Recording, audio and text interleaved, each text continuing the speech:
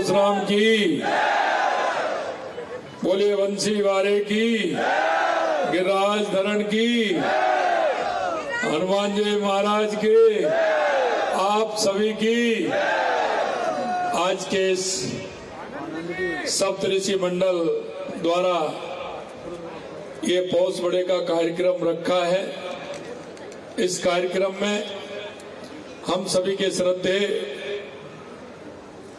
महंत और जिनको के मोती डोंगरी पर जाते हैं तो कैलाश महंत जी के दर्शन भी साथ होते हैं। सभी को हमेशा कोई भी हो उसके सहयोग के लिए तैयार रहते हैं ऐसे सम्मानीय कैलाश महंत जी। हमारी भारतीय जनता पार्टी के पूर्व प्रदेश अध्यक्ष और वित्त आयोग के अध्यक्ष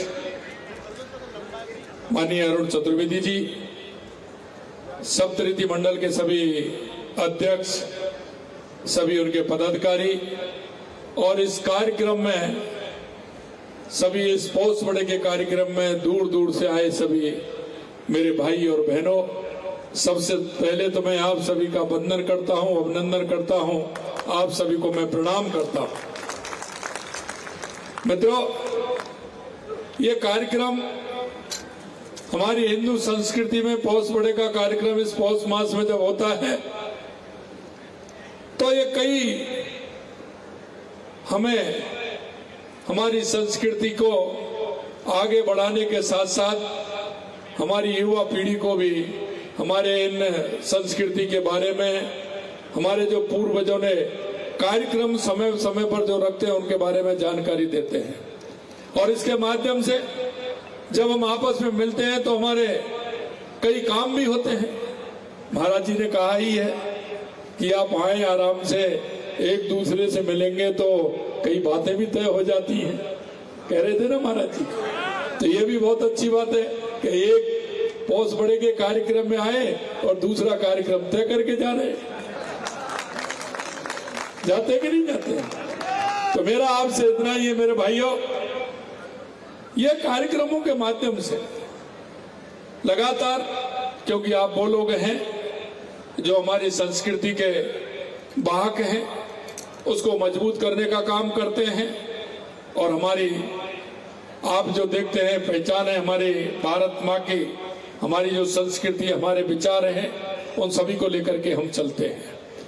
और हमारे इन त्योहारों के माध्यम से हमारी संस्कृति सुदृढ़ होती है, मजबूत होती है, आने वाली पीढ़ी को उसके बारे में जानकारी मिलती है।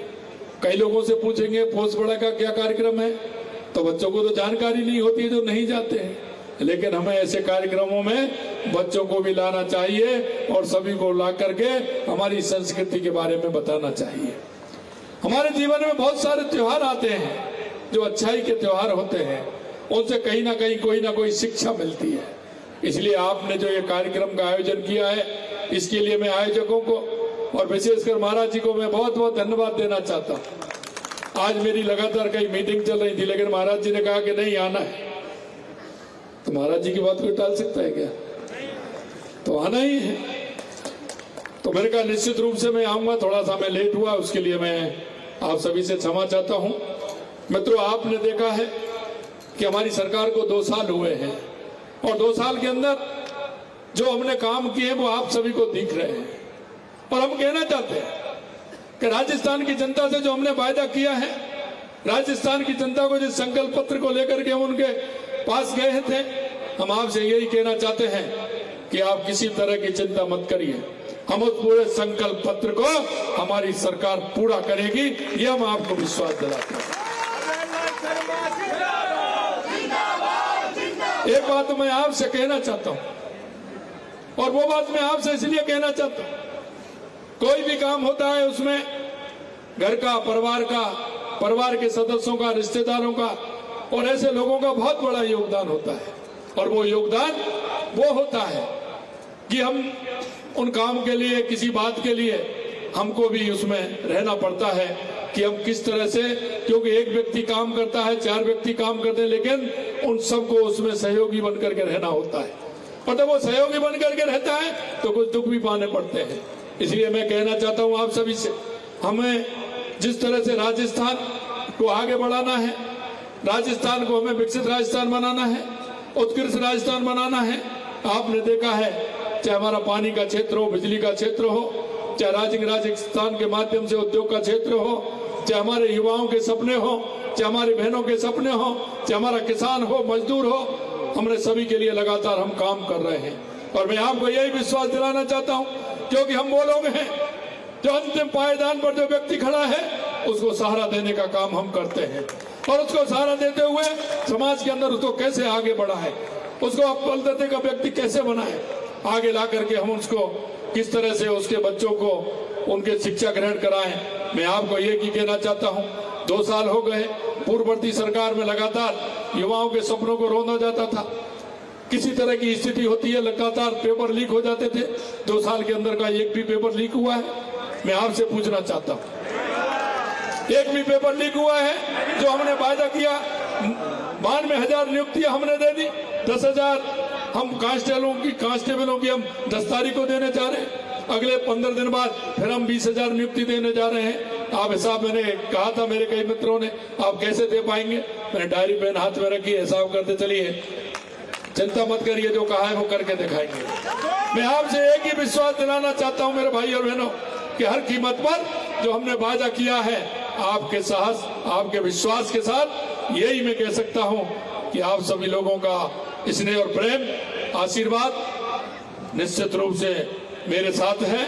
इसलिए मैं कह सकता हूं कि हमने जो वायदे किए हैं, एक एक वायदे को पूरा करेंगे, यही मैं आपसे विश्वास दिलाता हूं। मित्रों, अंत में मैं इतना कहना चाहता हूं कि आप सभी लोग इस प्रदेश के और देश के नागरिक होने के नाते हम सबका कर्तव्य बनता है, और हमारा कर्तव्य यह बनता है कि अंतिम पायदान पर कोई भी व्यक्ति खड़ा है, कोई भी हमारा भाई है, बहन है, कोई भी बुजुर्ग है, हमारी बूढ़ी ताई है, हमारी दादी है, कोई भी व्यक्ति है, दिव्यांग भाई है, उन सबको हम कैसे देख सकते हैं? जो अंतिम पायदान पर खड़ा है, मेरे गांव में, ढाणी में, मोहल्ले में, मेरे अपार्टमेंट में, हम सबका दायित्व बनता है कि हमारी सरकार की योजनाओं का लाभ उस तक पहुंचे, क्योंकि हम भी सभी उस समाज के लोग हैं, हम भी उसमें रहते हैं, हम भी लोगों के दुख और दर्द देखते हैं। मेरे को विश्वास है निश्चित रूप से आप इस काम में लगेंगे और हमारी सरकार की योजनाओं से उनको लाभान्वित करेंगे, जिससे कि वो आगे बढ़ पाए। मैं यही कहूंगा कि आज महाराज जी ने मेरे को इस कार्यक्रम में बुलाया है, एक साथ मुझे इतने आप सभी के दर्शन का लाभ मिला है। निश्चित रूप से मैं धन्य हुआ हूं कि आप सभी के दर्शन का लाभ मुझे मिला है। मैं आप सभी को बहुत बहुत धन्यवाद देता हूं, और महाराज जी को पुनः कहता हूं कि एक बार आप सभी के दर्शन मुझे कराने का लाभ मिला है। मैं आप सभी को बहुत बहुत धन्यवाद। जय हिंद, जय भारत, जय राजस्थान, जय भट्ट परशुराम।